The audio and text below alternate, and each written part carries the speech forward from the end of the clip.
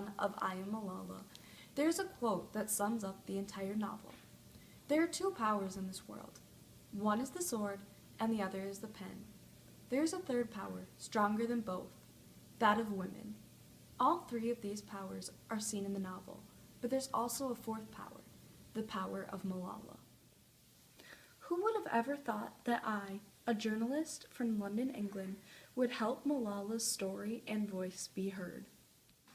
Malala Yousafzai was born on July 12, 1997, in Mingora, Pakistan. In Pakistan culture, couples hope to have male children rather than female. No one celebrated her birth, but her father knew she would grow up to become something special. He was right, too. She grew up going to school, which was a rare feat. Around the world, 32 million girls don't even go to elementary school. In Pakistan, 50 million adults are illiterate, 2/3 of whom are women. What makes this book different, you ask? This book is an eye-opening novel in many ways.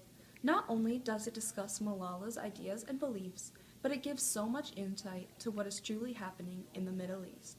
Through the eyes of a young girl in a male-dominated society, we are able to see the daily struggle of living in a world that takes away all of your freedoms. Malala is one remarkable young girl. How many of us would be willing to continue to stand up for what we believe in after getting death threats and seeing others just like you actually getting killed? On January 15th, 2009, the girls' school Malala attended was officially closed. As a girl who had lived in both a time of peace and a time of the Taliban rule, this was the last straw. She had already been forced to give up TV, going anywhere without a man's presence, and been displaced from her hometown for months. For Malala, education was the last straw.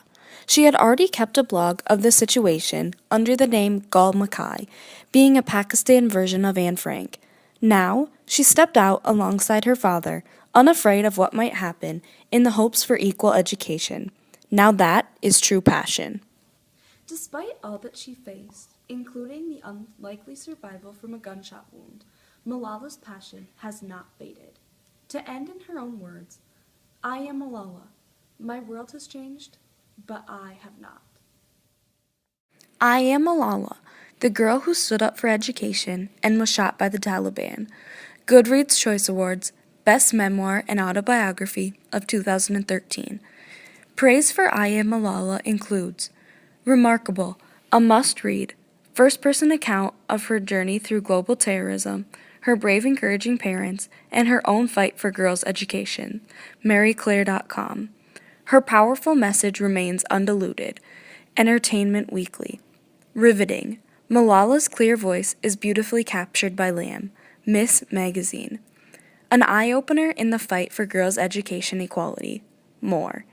Her riveting story should be read not only for its vivid drama, but also for its urgent message about the untapped power of girls. The Washington Post. Read Malala's story, co-written by Malala and Christina Lamb, for all the girls who have faced injustice and been silenced. Together, they will be heard.